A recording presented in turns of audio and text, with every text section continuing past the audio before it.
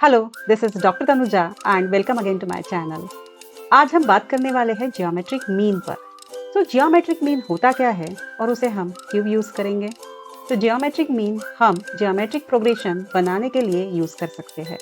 अगर मुझे फर्स्ट और लास्ट टर्म जियोमेट्रिक प्रोग्रेशन की पता है तो मैं जियोमेट्रिक मीन को यूज करके जियोमेट्रिक प्रोग्रेशन बना सकती हूँ। तो चलिए आइए देखते हैं कि जियोमेट्रिक मीन सबसे पहले तो निकालते कैसे हैं और फिर उसे हम जियोमेट्रिक प्रोग्रेशन को बनाने के लिए यूज कैसे करेंगे। तो जियोमेट्रिक मीन सबसे पहले होता क्या है? ओके, तो सबसे पहले हम देखते हैं कि जियोमेट्रिक मीन होता क्या है। ओके, तो इसी को शॉर्टकट में जीएमबी बोलते हैं। ठीक है, नाउ जियोमेट्रिक मीन निकालने के लिए सबसे पहले कंडीशन तो ये है कि मुझे दो पॉजिटिव रियल नंबर्स पता होना चाहिए।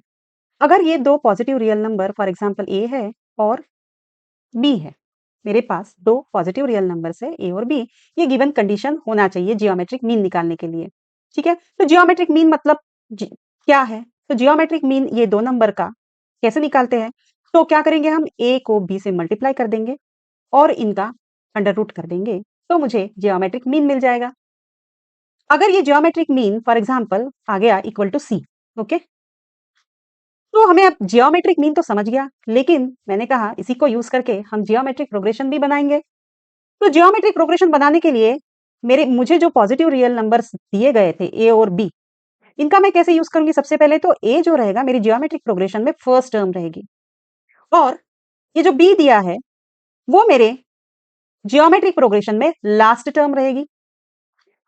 और ये जो अब मैंने इन दोनों का जियोमेट्रिक मीन निकाला है वो इन दोनों के बीच में आएगी। तो मेरी बन गई जियोमेट्रिक प्रोग्रेशन। लेकिन जियोमेट्रिक प्रोग्रेशन बनने के लिए तो कंडीशन है, क्या कंडीशन है? कॉमन रेशियो, मतलब C by A equal to R, और अगर मैं बी बाय सी करती हूं तो that is also equals to R. तो ये जो रेशियो है ये कांस्टेंट होना चाहिए जियोमेट्रिक प्रोग्रेशन सीक्वेंस में। तो अगर मैं जियोमेट्रिक मीन को यूज करके ए और बी की मिडल टर्म निकालती हूं तो मुझे ये आर जो है वो कांस्टेंट ही मिलेगा, और इसीलिए हम जियोमेट्रिक मीन को यूज करके जियोमेट्रिक प्रोग्रेशन बना सकते हैं। जैसे हमने ए और बी लिया था तो इसका एक एग्जांपल देखते हैं कि मेरे पास फर्स्ट टर्म है 2, ओके, एंड लास्ट टर्म 8 है। ठीक है, इन दोनों के बीच में मुझे एक टर्म ऐड करनी है जियोमेट्रिक प्रोग्रेशन बनाने के लिए। तो मैं जियोमेट्रिक मीन को कैसे यूज करूंगी? तो इन दोनों टर्म्स का जियोमेट्रिक मीन निकल जाएगा अंडर रूट 2 मल्टीप्लाइड बाय 8। तो 2 मल्टीप्लाइड बाय 8 16 एंड 16 का अंडर रूट 4। तो मुझे इन दोनों नंबर का जियोमेट्रिक मीन मिल गया, दैट इज व्हाट 4। तो देयरफॉर इनकी मिडल टर्म आ गई 4। तो ये हो गई A1, ये हो गई A2 और ये हो गई A3। तो क्या A2 by A1 is equal to 4 divided by 2, that is 2। Similarly A3 divide by A2, that is 8 divided by 4 equal to 2. So this R constant ratio ये यहाँ पर सेम मिल रहा है, मतलब हमें जो सीक्वेंस मिली है that is what geometric progression. Okay, so this way we can use the geometric mean for creating the geometric progression. But यहाँ पर मैंने सिर्फ एक टर्म ऐड की है जियोमेट्रिक मीन को यूज करके। तो अगर मुझे टर्म्स ऐड करनी है तो मुझे बार बार दो टर्म के बीच में एक टर्म जियोमेट्रिक मीन को यूज करके एक टर्म ऐड करना पड़ेगा। ये तो टेडियस टास्क है ना? काफी सारी टर्म्स को ऐड करना है दो टर्म्स के बीच में, फर्स्ट एंड लास्ट के टर्म के बीच में। तो बार बार जियोमेट्रिक मीन निकालो और फिर टर्म को ऐड करो, तो ये टीडियस भी और डिफिकल्ट भी टास्क है। तो फिर शॉर्टकट तरीका क्या है कि, या फिर ऐसा कौन सा फॉर्मूला है कि मैं उसे यूज करके फर्स्ट और लास्ट टर्म के बीच में नंबर ऑफ टर्म्स डाल सकती हूँ, वो भी आसानी से। तो चलिए देखते हैं ये आसान तरीका क्या है कि जिसे यूज करके हम नंबर ऑफ टर्म्स को फर्स्ट एंड लास्ट टर्म के बीच में ऐड कर सकते हैं जियोमेट्रिक प्रोग्रेशन बनाने के लिए। नाउ लेट अस सी कि नंबर ऑफ टर्म्स हम कैसे ऐड कर सकते हैं। ओके, तो फिर हम क्या करेंगे, अब सबसे पहले हम इस सीक्वेंस को एक जनरलाइज फॉर्म में लिखते हैं। ठीक है, A and B geometric progression बनाने के लिए हमें कंडीशन है कि फर्स्ट टर्म दी है और लास्ट टर्म दी है। इसमें हमें नंबर ऑफ टर्म्स ऐड करना है, for example G1, G2, G3 up to GN term मुझे ऐड करनी है। ए और बी के बीच में ये कंडीशन है जियोमेट्रिक प्रोग्रेशन बनाने के लिए। तो ए रहेगा जैसे जियोमेट्रिक प्रोग्रेशन में रहता है, देन यहाँ पे ये ए आर हो जाएगा, then G2 A R square हो जाएगा, फिर G3 ए आर क्यूब हो जाएगा। वैसे ही यहाँ Gn जो है वो क्या हो जाएगा, A R to the power n हो जाएगा। ठीक है, now and this is B. Okay, now ये फर्स्ट टर्म है। ठीक है,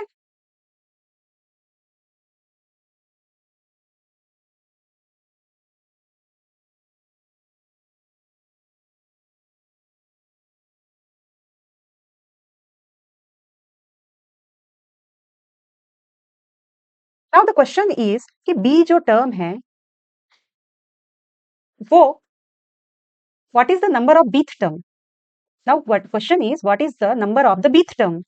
ओके, सो क्या नंबर रहेगा यहाँ पे, तो n, ये n हो गया है ना, सो 1 टू n यहाँ पे हो गया। ठीक है, तो इस 1 टू n के पहले भी एक टर्म है, तो n प्लस 1 हो गया। ओके, अगर मैं a को सो यहाँ हमारी जो g टर्म्स है वो यहाँ 1 से स्टार्ट हो रही है और यहाँ पे n तक आ रही है। ठीक है, तो इसका मतलब बीथ टर्म कौन से नंबर की टर्म हो गई। तो अगर बीथ टर्म के बारे में मुझे कौन से नंबर की टर्म लिखना है तो फिर मुझे a को भी कंसीडर करना पड़ेगा।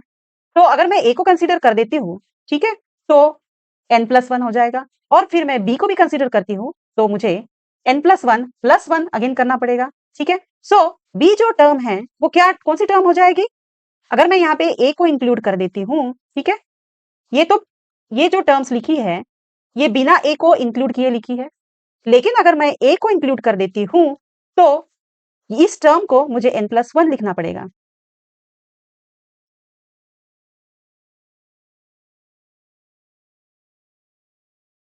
यहाँ पर जो जी टर्म है वो 1 से स्टार्ट होके n तक आए हैं, मतलब a को यहाँ इंक्लूड नहीं किया था, लेकिन अगर मैं इस a को भी इंक्लूड कर देती हूँ तो यहाँ पर n प्लस 1 हो जाएगा, और फिर b को भी अगर इंक्लूड कर देते हैं तो बीथ टर्म जो है हमारी वो n प्लस टूथ टर्म हो जाती है। मगर तो इसका मतलब ये 1 टू n प्लस ये दो टर्म, तो इसीलिए बीथ टर्म जो है वो n प्लस टूथ टर्म हो जाएगी। ठीक है, नाउ देयरफॉर ये b जो है b विल बी, अगर फर्स्ट टर्म और कांस्टेंट रेशियो यूज करके हम लिखते हैं तो फिर बी टर्म क्या हो जाएगी, तो B term A multiplied by, तो फिर यहाँ पे क्या आएगा। ओके, सो अगर जियोमेट्रिक प्रोग्रेशन में हम देखते हैं, ठीक है, तो जियोमेट्रिक प्रोग्रेशन की term a1 a2 a3 a4 up to the a1, ये अगर जियोमेट्रिक प्रोग्रेशन है मेरा जनरलाइज्ड फॉर्म, ठीक है, तो a1 is equals to a, a2 is equals to ar, a3 is equals to ar square, a4 equals to ar cube, and therefore an equals to a into r n minus 1, ये हमारा geometric progression का generalise form है। ठीक है, तो यहाँ पर हमारी जो बीथ टर्म है वो n प्लस टूथ टर्म है। ठीक है, तो फिर r के पावर में क्या आएगा, अकॉर्डिंग टू जियोमेट्रिक प्रोग्रेशन की सीरीज अगर हम फॉलो करते हैं तो यहाँ पर हमारा r का जो पावर है वो आ जाएगा n plus two minus 1, so this is equals to a r to the power n plus 1। ठीक है, सो नाउ हम तो एक फॉर्मूला में इंटरेस्टेड है कि जिसे यूज करके मैं, अगर मुझे फर्स्ट टर्म और लास्ट टर्म दी है तो मैं G1 G2 G3 आसानी से निकाल सकूं। Okay, so G1 is equals to क्या है, G1 इक्वल्स टू है AR, G2 is equals to क्या है AR स्क्वायर। तो अगर हम ये सारी टर्म्स में देखते हैं तो this is multiplication of what A and R, यहाँ पे दो टर्म है, A टर्म है और R टर्म है। ठीक है, तो A टर्म तो हमें प्रॉब्लम में दिया रहेगा इस टाइप के। ठीक है, तो A टर्म यहाँ पे कांस्टेंट है और वो हमें प्रॉब्लम में भी दी रहेगी। अब दूसरा है कि R is a constant ratio, constant ratio तो मुझे निकालना पड़ेगा। तो क्या मैं अगर कांस्टेंट रेशियो निकाल लेती हूँ तो मैं G1 G2 G3 आसानी से निकाल सकती हूँ।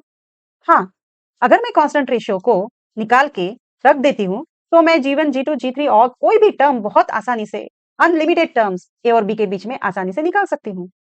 तो फिर R कैसे निकलेगा, R को निकालने के लिए क्या आसान फॉर्मूला है कि जिससे, क्या मैं इस B का ही यूज करूंगी R निकालने के लिए। हाँ, क्योंकि प्रॉब्लम में, इस टाइप के प्रॉब्लम में मुझे A और B ही पता रहेगा इसीलिए मैं b का ही यूज करूंगी कांस्टेंट रेशियो को निकालने के लिए। तो अब b equals to a r to the power n plus 1, तो मैं तो r में इंटरेस्टेड हूँ, तो r is equals to therefore r to the power n plus 1 equal to b by a। तो मैं तो सिर्फ r में इंटरेस्टेड हूँ, तो r का जो पावर है n प्लस 1 उसको हम राइट साइड में लेकर चलेंगे, तो r is equals to b by a to the power, अब यहाँ पे ये न्यूमरेटर में है तो इधर हम अगर शिफ्ट करते हैं दूसरे साइड में तो 1 बाय n प्लस 1 हो जाएगा।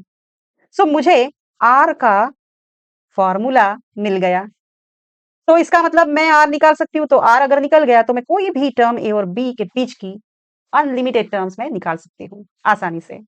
ओके, तो फिर g1 इज इक्वल्स टू, इसको फिर से लिखते हैं, a तो हमें कांस्टेंट टर्म है वो दी रहेगी, a multiplied by r that is what b by a to the power 1 by n plus 1। और g2 टर्म को कैसे लिखेंगे, g2 is therefore a into b by a to the power 1 by n plus 1 और इसका क्या square. सो इसीलिए हम g2 को फिर से लिख सकते हैं a multiplied by b by a, अब ये 2 ये ब्रैकेट के बाहर है तो इन दोनों का मल्टीप्लिकेशन हो जाएगा पावर में जो है, सो इसी को हम लिख सकते हैं 2 by n plus 1। Okay, now ये तो हो गया g1 g2, इस प्रकार से हम लिख सकते हैं। तो क्या मैं इस g1 g2 g3 का जनरलाइज फॉर्म में लिख सकती हूँ? हाँ, मैं इसको जनरलाइज फॉर्म में भी लिख सकती हूँ। जनरलाइज फॉर्म क्या है, ये है gn, तो let us, so gn will be equal to what then? We can write down gn is equals to first term multiplied by r, तो r क्या है b by a to the power n divided by n plus 1. So this is what the generalized formula to get any term between the first and last term given to generate the geometric progression. Now let us see the one problem on creating the geometric progression from using the geometric mean. Insert three numbers between 1 and 256 so that the resulting sequence is geometric progression. तो मुझे क्या दो number दिया है, a दिया है वो है 1 that is the first term, और मुझे b दिया है 256 that is what the last term. Okay, and क्या बोल रहे हैं वो कि आपको इसमें थ्री टर्म्स ऐड करना है, g1 g2 एंड g3, मतलब a g1 g2 g3 and b term. तो इसमें से a और b हमें दिया है और ये थ्री टर्म्स को ऐड करना है। तो अगर ये थ्री टर्म्स को ऐड करना है तो n is equals to 3। What is the generalised form, gn is equals to first term multiplied by b by a to the power n by n plus 1। Okay, so let us put the values. Okay, so यहाँ पर g1 कैसे निकलेगा, यहाँ पे n equals to 1 है तो a multiplied bye ये हो गया 256 divide by 1। One difference is there in this formula that I want to mention here, ठीक है, कि ये जो n है ये n इस n से रिलेट करता है, ठीक है, एंड ये जो बॉटम में n है this n relates with the highest g term that is what n equals to 3। Number of terms which we have to add are the 3। तो ये जो नंबर ऑफ टोटल टर्म्स है वो इस n से relate करती है और ये जो n है इस n से रिलेट करता है। तो कैसे, तो यहाँ पर g1 है, g1 is equals to a into 256 divide by 1 और इसका पावर क्या रहेगा, तो ये जो न्यूमरेटर में n है that relates with this n, तो ये 1 आ जाएगा, और ये जो n है वो ये टोटल टर्म्स के साथ में ऐड करता है, रिलेट करता है, सो ये 3 प्लस 1 आ जाएगा, and that's why a into 256 1 divide by 4। So therefore g1 is equals to a1 है एंड 256 का हम पहले रूट निकालते हैं बाद में और रूट निकालेंगे, सो दैट विल बी 1/4, या आप दूसरी तरीके से भी इसको सॉल्व कर सकते हैं, ठीक है। So this is 1 multiplied by 256 का अगर हम रूट करते हैं तो that is equal to 16 and 16 का अगर मैं फिर से रूट करती हूँ तो that is equals to 4। Okay, तो ये आप दूसरी तरीके से भी इसको सॉल्व कर सकते हो, 1/4 को लेफ्ट हैंड साइड में शिफ्ट करके 256 का एलसीएम निकाल के भी आप g1 को फाइंड आउट कर सकते हो। ओके, जो तरीका आपको आसान लगे आप उसको यूज करिए। So g1 is equals to 4। Similarly let us find out the g2। So g2 is equals to a into b by a to the power n by n plus 1। So a is 1 multiplied by 256 divide by 1, ये n इसको relate करता है, सो 2 divided by 4, और ये n total number of terms को relate करता है। G2 is equal to 256 to the power 1 by 2. So 256 का अंडर रूट क्या हो जाएगा 16. So मुझे G2 टर्म मिल गई 16. G3 term A multiplied by B by A to the power n by n plus 1. So A is 1 multiplied by 256 divide by 1. ये n इसको relate करता है so 3 और ये n टोटल टर्म्स को relate करता है so 3 plus 1. Okay. So therefore G3 is equals to 256 3 divided by 4. So अब हम क्या करेंगे इसको 256 3 डिवाइड बाय 2. इसमें से हाफ बाहर निकाल लिया मैंने और 3 बाय 2 रख दिया. ओके. सो अगर मैं 256 का रूट करती हूँ तो मुझे 16 मिल जाएगा. फिर से हम 3 बाय 2 में से हाफ को बाहर निकाल लेंगे और 3 क्यूब को बाहर रखते हैं. तो 16 का जो रूट है वो फिर से कितना आएगा वो आएगा 4 और 4 का क्यूब हमें पता है 64. ओके. सो G3 टर्म मुझे मिल गई 64. Okay. So now what is the geometric progression there की प्रोग्रेशन क्या मिला है 1 4 16 64 and the last term B is 256. This is what the answer.